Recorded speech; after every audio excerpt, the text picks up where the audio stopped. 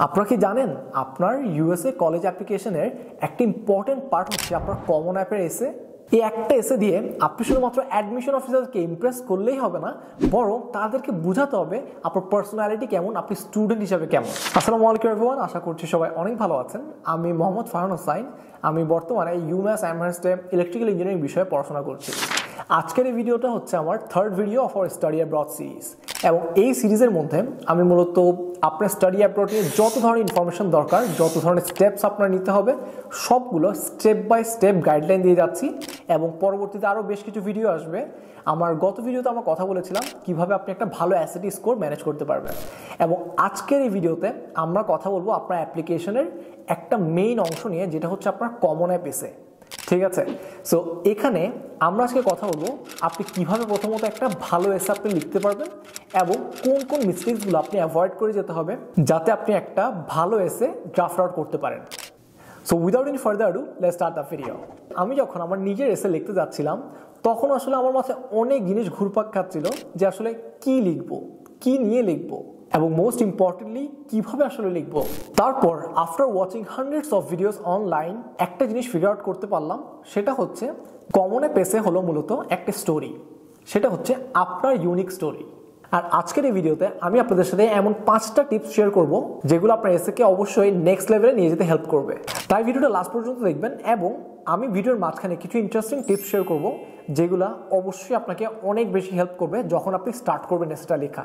Common app এসে নিয়ে যেহেতু কথা বলছি, আপনাদেরকে অবশ্যই এটা আগে জানিয়ে দিই দ্যাট যখন আপনারা কমন অ্যাপের মধ্যে যাবেন, তখন আপনারা 7টা টপিক পাবেন, এবং এই 7টা টপিক থেকে আপনাদেরকে একটা সিলেক্ট করে সেটার উপর আপনাকে আপনার এসেটা লিখতে হবে। এখন এখানে আসে মূলত মেইন প্রবলেমটা এবং মেইন কনফিউশনটা, যে আসলে কোনটা নিয়ে এসে লিখবো। কারণ সবগুলোই দেখা যায় আমার পার্সোনাল স্টোরির সাথে যায়, আবার সবগুলোই দেখা যায় আমার পার্সোনাল স্টোরির সাথে যায় না। এটা এক ধরনের একটা কনফিউশন ক্রিয়েট করে যে আসলে কোনটা হচ্ছে বেস্ট টপিক আমার জন্য হতে পারে।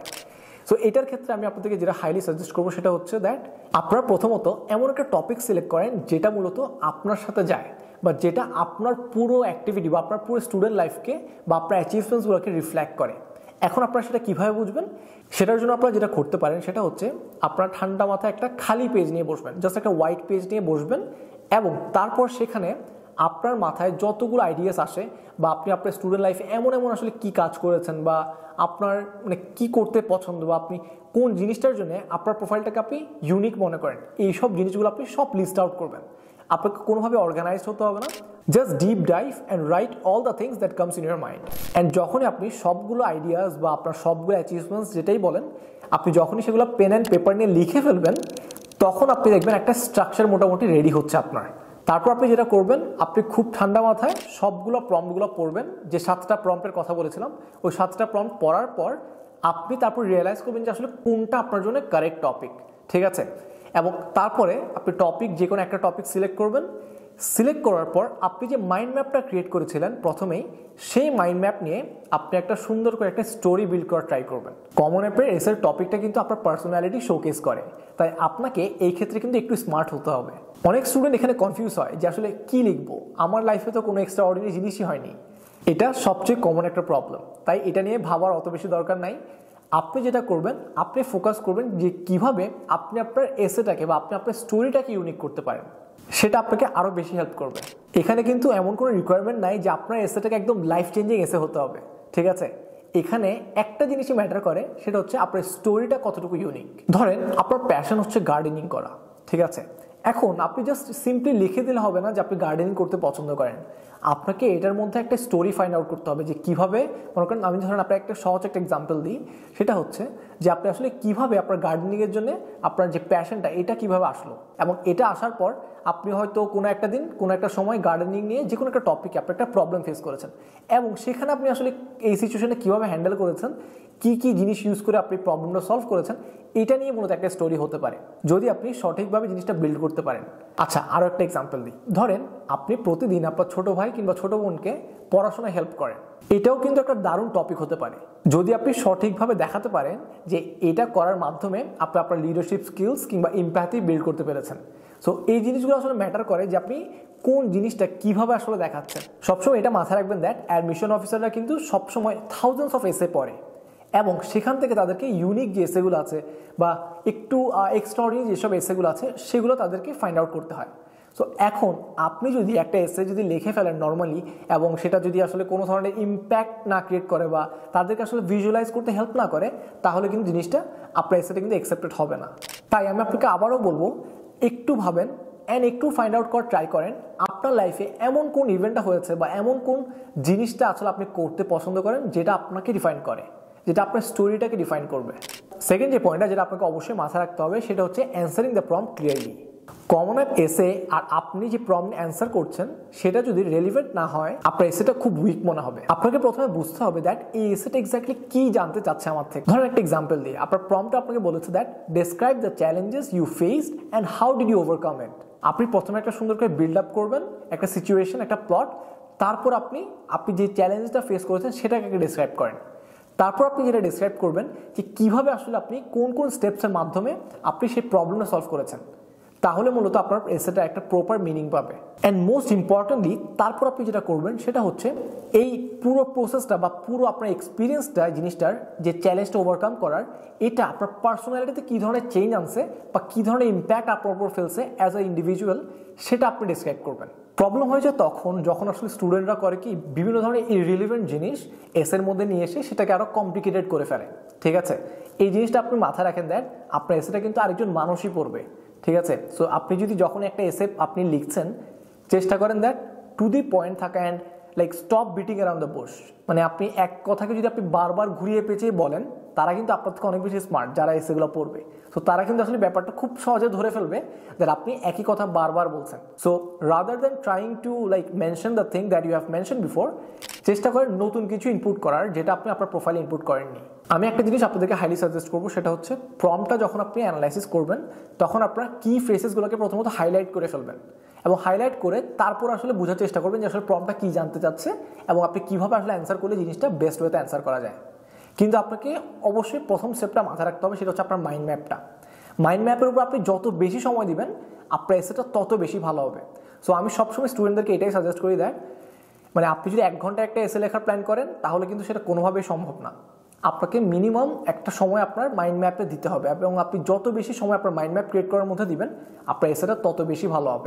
Third point and the most important thing that you must consider while writing a essay, that is show, don't tell. জানেন একটা গুড এসে অ্যান্ড আ গ্রেট এসের মধ্যে ডিফারেন্সটা কি? A good essay tells you a story, but a great essay shows you a story. আপনার এসেতে আপনি আপনার স্কিলস, অ্যাচিভমেন্ট বা এক্সপিরিয়েন্স যেটাই শেয়ার করেন না কেন, try to help your reader visualise the story behind it. এটা যখন হবে আপনি আপনার লেখার মাধ্যমে, যখন আপনি কাউকে সেই সিনারিওটা ভিজুয়ালাইজ করতে হেল্প করতে পারবেন, তখন আপনাকে বুঝতে হবে দ্যাট আপনার এসেটা একটা মানে টপ নচ লেভেলে এসে হয়েছে। ঠিক আছে, সো এটার জন্য আমি আপনাকে সহজ একটা এক্সাম্পল দিয়ে যদি বুঝাই, instead of writing I am hard working, আপনি লিখতে পারেন I wake up at 5 AM in the morning every day, help my parents grow their small business and then go to my school. So এই দুইটা লেখার মধ্যে আপনি দেখেন কত পরিমাণ ডিফারেন্ট। একটা লেখা পুরো সিনারিওটা ডিসক্রাইব করতেছে যে আসলে কি কি করেন আপনি, আর একটা লেখা জাস্ট সিম্পলি বলে দিচ্ছে that you are hard working. হ্যাঁ ভাই বুঝলাম that you are hard working, on which terms you are saying that, এটার আসলে প্লটটা কি, ভাই অন উইচ ব্যাকগ্রাউন্ড দ্যাট আপনি জিনিসটা বলতেছেন দ্যাট আপনি হার্ড ওয়ার্কিং, এটার জন্য তো আপনি কোনো একটা ব্যাকগ্রাউন্ড কিছু একটা তো বলতে হবে অফকোর্স, আদারওয়াইজ সে কীভাবে বুঝবে যে আপনি কোন বেসিসে বলছেন যে আপনি হার্ড ওয়ার্কিং। যখনই আপনি কোনো একটা লেখা লিখবেন, try to put some background behind it, try to help your reader, সে যাতে আপনার স্টোরিটা ভিজুয়ালাইজ করতে পারে, অ্যাজ সিম্পল অ্যাজ দ্যাট। এই জিনিসটা আপনার অ্যাডমিশন অফিসারকে আপনার ক্যারেক্টার ভিজুয়ালাইজ করতে অনেক বেশি হেল্প করবে। তখন আপনার এসে একটা স্টোরি হয়ে দাঁড়াবে, not just your like list of achievements or experience, যেটা সবাই করবে। মানে যতটুকু ইমোশন অ্যাড করার ট্রাই করতে পারবেন ততই আপনার জন্য ভালো, কারণ তখন দেখা যাবে কি আপনার অ্যাডমিশন অফিসাররা আপনার স্টোরির সাথে রিলেট করতে পারবে, এবং যখনই সে আপনার স্টোরির সাথে রিলেট করতে পারবে তখনই আপনার এসেটা অ্যাকসেপ্ট হওয়ার চান্সটা অনেক বেশি। আজকের ভিডিও 4 নম্বর পয়েন্ট অ্যান্ড খুব বেশি ইম্পর্টেন্ট, সেটা হচ্ছে দ্যাট কিপিং ইউর এসে সিম্পল অ্যান্ড অথেন্টিক। ঠিক আছে, এখন স্টুডেন্টরা আসলে যেটা করে দ্যাট অনেকজনে চ্যাট জিপিটি ইউজ করার চেষ্টা করে এসে লিখতে গিয়ে, বাট আপনি জিনিসটা ভুলে গেলে চলবে না, যারা আপনার এসে চেক করে তারা আপনার থেকে অনেক বেশি স্মার্ট অ্যান্ড তারা প্রতিদিন থাউজেন্ডস অফ এসে তারা পড়ে যাচ্ছে, এবং এটা যখন তারা পড়ে তখন আসলে তারা প্রথম ওয়ার্ড পড়েই বুঝে যায়, প্রথম 1-2 লাইন পড়েই তারা বুঝে যায় যে আপনি আসলে চ্যাট জিপিটি থেকে লিখেছেন নাকি না। সো আপনাকে এটা অবশ্যই মেক শিওর করতে হবে যে আপনি আপনার একটা অথেন্টিক স্টোরি আপনি বলছেন, কোনো জায়গা থেকে ধার করা কিংবা চ্যাট জিপিটি থেকে ধার করা এই ধরনের এসে আপনি লিখছেন না বা ভুলেও সাবমিট করছেন না। সো যখন আপনি চ্যাট জিপিটি থেকে ইউজ করে আপনি এসেটা লিখেন তখন দেখা যায় কি আপনার এসেটা খুব সহজে তারা ডিটেক্ট করে ফেলবে এবং তা আপনার এসেটা রিজেক্ট করে দেবে। সো এটার ক্ষেত্রে আমি আপনাদেরকে যেটা বলবো দ্যাট চেষ্টা করবেন আপনার এসেটা যতটুকু সিম্পল রাখা যায় বাট অথেন্টিক যত বেশি রাখা যায় সেটা অনেক বেশি ইম্পর্টেন্ট। এটা আপনাকে মাথায় রাখতে হবে দ্যাট এসে লিখতে গিয়ে আপনাকে কোনোভাবেই শেক্সপিয়ার হয়ে যেতে হবে না, ওই ধরনের ল্যাঙ্গুয়েজ আপনাকে ইউজ করার কোনো দরকার নাই। আপনি যেটা করতে পারেন try to go as simple as possible but make it authentic, মানে আপনি আপনার স্টোরিটা শেয়ার করবেন, that is your own unique story, যেটা আপনাকে ডিফাইন করে, যেটা আপনার পুরো যে আপনি এতদিন যে যতগুলো কাজ করেছেন আপনার স্টুডেন্ট লাইফে, আপনি হয়তো অনেক ধরনের ওয়ার্কশপ অ্যাটেন্ড করেছেন, আপনি বিভিন্ন অ্যাওয়ার্ডস উইন করেছেন, বা আপনি কোনো একটা ব্যাপারে কোনো একটা স্কিল আপনি অনেক ভালোভাবে ডেভেলপ করতে পেরেছেন, এই জিনিসটা আসলে আপনাকে কীভাবে ইম্প্যাক্ট করেছে অ্যাজ আ মানুষ হিসেবে গ্রো করতে সেটা আপনি বলেন, আপনি সেই স্টোরিতে তাদেরকে বলেন, তখন দেখবেন কি আপনার স্টোরিটা অনেক বেশি তারা রিলেট করতে পারবে এবং আপনার এসেটা মানে একটা ভালো এসে হয়ে দাঁড়াবে। আপনি এই জিনিসটা মাথায় রেখেন দ্যাট অ্যাডমিশন অফিসাররা কিন্তু আপনার অনেস্টিকে অনেক বেশি ভ্যালু করে। আপনি যদি তাদেরকে আপনার কোনো একটা ব্যাপার আপনি ফেল করেছেন সেই ব্যাপারটাও যদি আপনি তাদের সাথে অনেস্টলি শেয়ার করতে পারেন সুন্দরভাবে, তাহলে কিন্তু তারা জিনিসটা অনেক ভালোভাবে নেবে। এই জিনিসটা আপনি কোনোভাবে ভাববেন না যে আপনি কোনো একটা নেগেটিভ কথা বলেছেন আপনার স্টোরিতে, সেটা তারা খুব বেশি নেগেটিভলি নিয়ে আপনার এসেটা রিজেক্ট করে দিবে, এমন কিন্তু না। অনেস্টিকে অনেক রেসপেক্ট করে এবং তারা এই জিনিসগুলোকে অনেক বেশি ভ্যালু করে, তাদের স্টুডেন্টরা আসলে কতটুকু honest. Last but not the list, সেটা হচ্ছে এডিট এডিট অ্যান্ড এডিট। যতগুলো সম্ভব পসিবল ড্রাফট রেডি করেন, তারপরে আপনি গিয়ে আপনার এসেটা সাবমিট করবেন এবং চেষ্টা করবেন মেক শিওর করার there are no spelling mistakes, there are no grammar mistakes, and আপনি যাতে মেক শিওর করেন আপনি কোনো ধরনের এআই সাপোর্ট নেন না আপনার এসেটা লেখার মধ্যে। সো মূলত এইটাই ছিল আজকের ভিডিও, অ্যান্ড এই ভিডিওর মধ্যে আমি চেষ্টা করেছি কিভাবে আপনি একটা বেস্ট এসে ড্রাফট করতে পারেন সেটা আপনাকে একটা গাইডলাইন দেওয়ার। Till then keep working hard and keep dreaming big. এবং যদি এই ভিডিওটা আপনার ভালো লেগে থাকে অবশ্যই আপনার ফ্রেন্ডদের সাথে শেয়ার করবেন অ্যান্ড অবশ্যই আমার চ্যানেলটা সাবস্ক্রাইব করবেন।